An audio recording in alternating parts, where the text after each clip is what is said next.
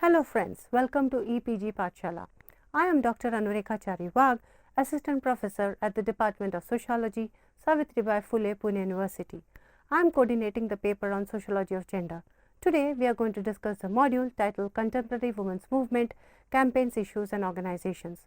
In this module, we will look into how the whole idea of contemporary women's movement grew out of the challenges that has come, especially in terms of its campaigns, growth and the kind of issues of organizations. Further, we will look into how until the 1990s, what were the kinds of campaigns, issues and organizations that were raised by the women's movement in India. Further, we will also look into the pre-independence women's movement and also focus on the political and economic context of the 90s, 80s and the 1970s. Further, at the end, we will focus on the various campaigns raised by the women's movement in India, especially the campaign on violence against women. The module follows a timeline format to chart the progress of the women's movement. It has two main sections, the 70s and the 80s, followed by a summarizing conclusion. Each of the two main sections are interspersed with campaigns, organizations and issues central to the movement. Section 1, the 70s. The period of calm did not last too long. 15 years on, beset by myriad problems, the new democratic government refused to tackle. People began to organize politically, with women occupying central roles in these struggles. The 60s and the early 70s were peppered with radical social movements, student uprisings, workers and peasant protests, and also tribal and anti-caste movement. These movements covered a vast range from the Gandhian socialist non-violent protests to the far-left Maoist insurgencies. Many of the first women's movements in the post-independence India were initiated by the Gandhian socialists, anti-alcohol agitations in North India and anti-corruption agitations among others. The new women's groups that emerged after the lull clearly understood women's issues and analyzed them differently from those before them.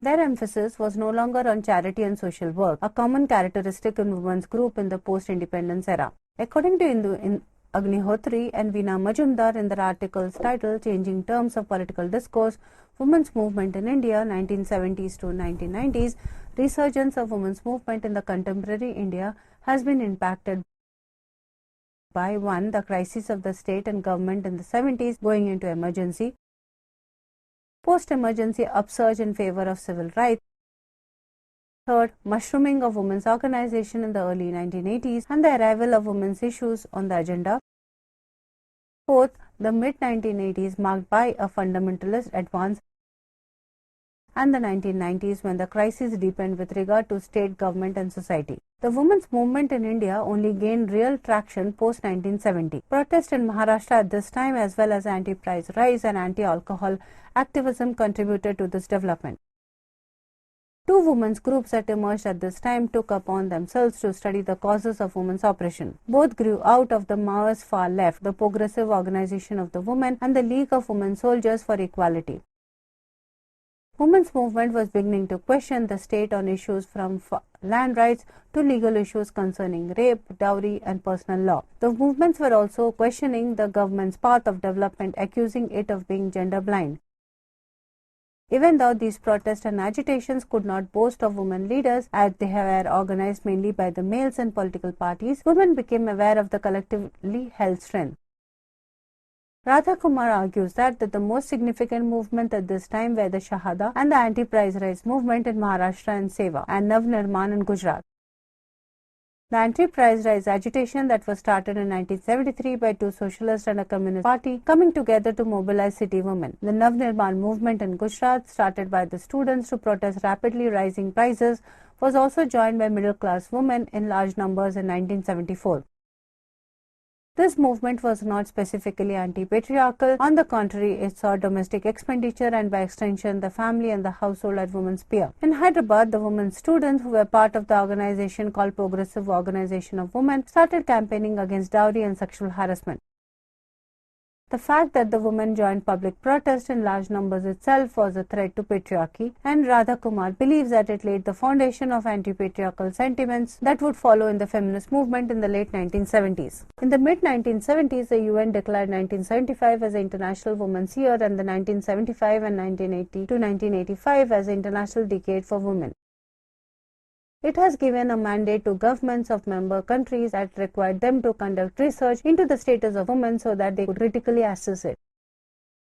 A special committee called the Committee on the Status of Women in India (CSWI) was appointed for this purpose, and it included activists, academics and members of parliament. Towards equality, the report of the Committee on the Status of Women in India was completed in 1974, just before the national emergency, and is considered the foundation of women's movement in India, as it reinvented the discussion regarding the women's question and what it meant to the policy makers and the state, as well as activists and the researchers. The report brought to the fore issues like gender inequality, made obvious through imbalance in sex ratios, mortality rates and the trials faced by women on a social and cultural level like dowry, child marriage, etc. It flagged legal practices that were discriminatory, economic practices that failed to give women's contribution its due, as well as disadvantages to girls and women in the education system and the political system. The report acted as an eye-opener and spurred many groups to take action. It effectively unearthed and put on display the disastrous ground realities for women in India. The reality was in fact a far cry from the constitutional mandate. This report led to the parliamentary debates in which it came to be recognized that women were not only beneficiaries of policy but could also contribute critically to the policy-making process as policymakers. The press, through their coverage of dowry deaths and rapes like the Mathura rape case, created awareness among civil society to these issues. In fact, as far as generation and dissemination of information is concerned, women's movement and media played a significant role, working in tandem. As far as the state is concerned, the 70s was a time of deepening crises within the society and the state, more so when the Prime Minister Indira Gandhi declared emergency in 1975. Democratic rights and civil liberties were trampled upon by the government, which led to a citizens' movements all over the country to reassert democracy. The women's movement was one of the many that asserted the participative role that citizens must be allowed to play in the political and development process in the country. Therefore, while the emergency led to a forced lull in the protest and agitation, theoretical discussions continued, and by the time the emergency was lifted in 1977, several women's organizations had already begun taking shape. Most of these groups were based in larger cities like Bombay, Delhi, Aurangabad, Madras among them. After 1975, women's movement saw the need to organize themselves effectively and also began taking its cue from mass interest in popular politics. The mid-70s saw many middle-class educated women attempting to analyze women's oppression as well as resorting to radical politics. Many political parties started women's wing. Congress had the Mahila Congress, Janata Party had Mahila Dakshata Samiti, which led protests on various issues concerning women. Gail Ombed called these pre-movements because while they show the power that women have in society and eventually led to the development of women's movement, they raise issues of caste and class as a whole rather than only women's issues. By acting as a starting point, that is bringing women into the mass movements in great numbers, the 70s were a watershed in the history of women's movement. Section 2. The 8th. The careful analysis of women's issues and oppression and the steps taken to improve their condition crystallized into the autonomous women's movement. By the 1980s, women's organizations were not only developing but also creating facilities and alliances and defining their identity, purpose and strategies. However, emphasizing that all women suffered a common oppression wasn't enough, because in reality intersecting systems of class, ethnicity, caste, power, relations created differences. It was for this reason that the women's movement was seen as a middle-class phenomenon. To compound these interests and these issues, by the mid-1980s, even though the rights of the women were being attacked using tradition and culture to emphasize that the woman's natural historical role lay in reproduction. The autonomous women's group were different from the older women's organizations in that they were analyzing the root of women's oppression and fighting for the rights of the women and for the issues they considered important. From the perspective and by employing militant means, autonomous in this context does not mean the women's question was depoliticized, but that the groups do not have affiliations with any political parties, government or any political connections. The members were far from apolitical and the leaders tended to be young, dedicated to the cause, educated middle class who moved out of mass organizations. While the mass-based movements focused on the problems of the poor and highlighted issues like caste and communalism, they failed to recognize the oppression of the women and the fact that they were perpetuating patriarchal norms in both the political and personal sphere. One of the most important issues that the women's movement began to address in the late 70s and 80s and continues to address today is that of violence against women in the family, community, society and within the state. This was done through campaigns against rape, dowry and social evils like amniocentesis, sex selection, as well as more general issues like population control and political violence. Women's movement in general has taken the resource to the law and when required in order to effect social change. Women's organization in the 80s took action not only to demand legislative change but also challenge existing archaic and inequitable laws. The Mathura rape and its aftermath, the acquittal of the policeman rapist, led to the agitation across the country to reopen the case in the Supreme Court as well as to review the pro-rapist rape laws that existed at this time. This case became the spark which caused women's group in the 80s to organize against sexual oppression, especially of women from the lower classes who were prone to custodial rape, sexual harassment and gang rape. In Mumbai, the organization Forum Against Rape was started, who protested publicly and asked for legal action to be taken. The work bore fruit and rape laws were modified thanks to the anti-rape campaigns of the late 70s and the early 80s. In 1983, criminal law amendment was passed in which revealing rape women's victims' identity was made an offence and made custodial rape a new category of offence that takes place the burden of proof on the rape accused. The anti-dowry campaigns taken up by the media in the 1980s also helped to spread awareness about the social problem. Organizations like the Dahej Virodhi Chetana Manch in Delhi, composed of women's rights organizations and other civil rights groups campaigned through the street theatre, posters and demonstrations to focus on one of the most extreme forms of domestic violence manifested in dowry deaths. The violence that women experience in the private sphere of home is often the most difficult to reach and prevent. Joint Select Committee of the Parliament appointed in 1981 looked into this issue.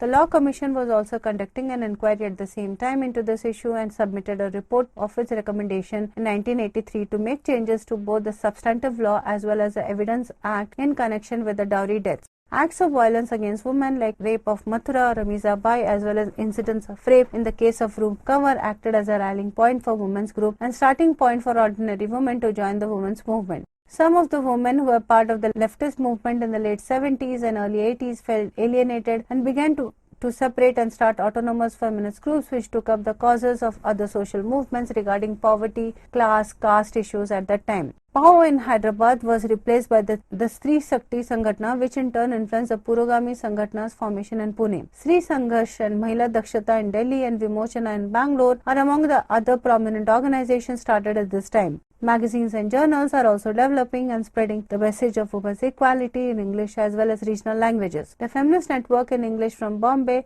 Ahila and Pratibha Di Chetana in Bengali from Kolkata, Baiza in Marathi from Pune are only few. The well-known feminist journal Manushi was started in Delhi by a group of women in 1977. The 80s saw an increase in the feminist literature because feminist literary critics felt that women needed a literature to call their own, a space in which they could fully express their experiences and consider their feminine issues. This writing expressed feelings of anger, oppression, exploitation and hatred. A feminist consciousness was emerging through the participation of women in various mass movements. Attempts were also made in the 1980s to organize workers' unions for women workers. In Bombay in particular, they were against the retrenchment of women mine workers and textile workers. At a time when work was hard to come by and unemployment was rife, these attempts were not quite as successful as was expected.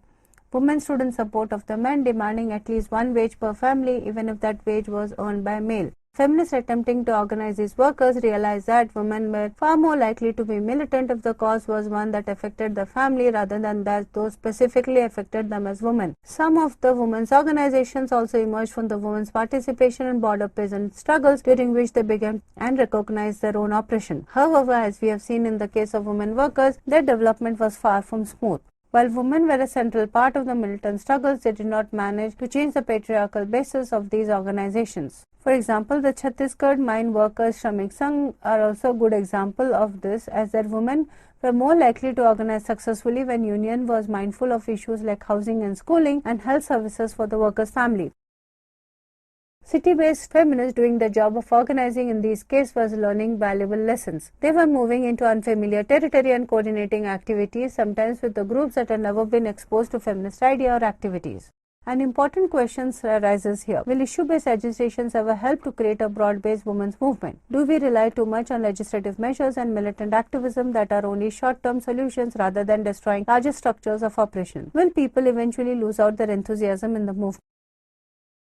In this regard, Kishwar argues that selecting women's issues only narrows down the scope of politics. Instead, she argues as organizing women but joining hands with other groups as well as others, because women are almost always least half of all oppressed groups. We must be present in the movements in general while we struggle for our own rights. The 80s was also a time when the state began to use the language of women's movement, saying that women's groups need to organize themselves and women need to fight for their own rights. In the beginning of 1987, the government of India set up a commission, the National Commission on Self-Employed Women and Women in the Informal Sector, on which the Magsaysay Award winner Ila Bhatt was also a member of the Rajya Sabha at that time at the helm. The Shram Shakti report submitted by the 5-member commission describes the self-employed and unorganized women workers they were meant to study in great depth. It details the resilience of these women amidst government insensitivity and lack of infrastructure. The report was vast in its scope and proved to be of good use to both bureaucrats, planners, women activists alike. Women working as fisher folk, rag pickers, in tea gardens as construction workers, or those selling small goods on the pavements have always been marginalized, shunted aside by the development process. Women in the informal sector often take up male activities like transplanting, harvesting, threshing, and stone breaking, yet the census recognizes them as housewives and nothing more. 60% of women, according to the Commission's finding, were only breadwinners for the family but survived only on half man's wage. Ila Bhatt, chairperson of the report, says in the preface, "I learned that these women are better fighters against poverty than their men, have more calculative, stable, forward-looking strategies to deal with their own environment, yet the women remain poorer." Failure to implement the already existing laws only worsens the situation. The Shram Shakti report therefore includes recommendations made by the committee to, among other things, to maintain and promote grassroots level organizations in order to improve the circumstances of women in informal employment in India.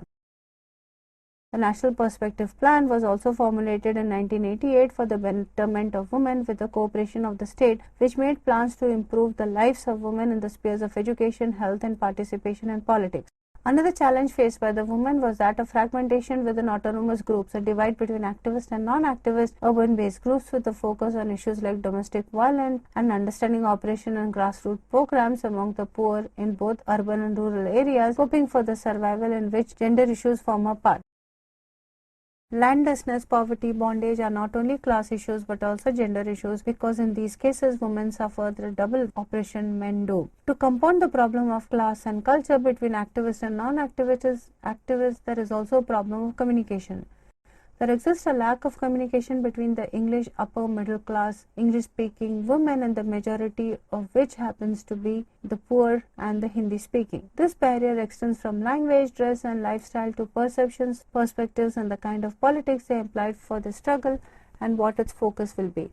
Women's studies and women's movement have also had an important association. Women's studies expose women to scholarship and widen the scope of the struggle. In attempt at understanding women's issues using economics, politics, and understanding of knowledge and power, better equipped women by transforming their consciousness and giving them a sense of identity and purpose. Women's studies are not value neutral as other social sciences are. It's knowledge as intervention in order to bring about social change by making gender disparities clear and tracing the roots of the oppression of women.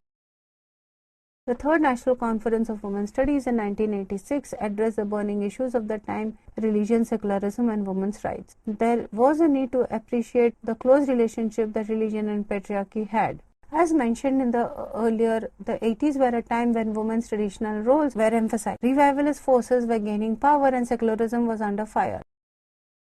Women turned out to be the biggest losers when religion, which was gaining importance at such a time, began to take precedence over their rights, resulting in further inequality. Fundamentalism in the 80s was in some ways caused the fight for women's equality to regress.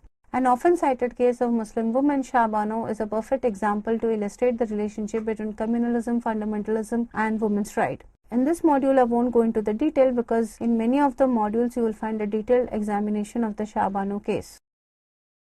The women's movement that had now begun to recognize differences between women based on caste, class, religion, culture was now also forced to recognize religious distinction. The category of Indian women now included the important constituent of communal identity.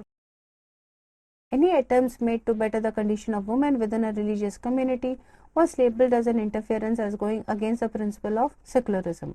In conclusion, students, in the module regarding campaigns, issues and organizations of women's movement, we have raised the importance of mass movements, especially in raising rights-based issues for women. Further, the question of human rights became very important, especially in the context of emergency being declared in the country. Further, we also have focused on how the 1970s to 1980s have saw the rise of autonomous women's movement in India. Further, we have also looked into how the whole issue of women's question came to foreground, especially within the context of theorization of patriarchy, which led to our questioning of archaic laws, especially relating to violence against women. Further, we have also focused on how in the 70s and later on in the 80s, the emergence of women's studies have led to an understanding that women's studies is an intellectual arm of women's movement in India. Thank you.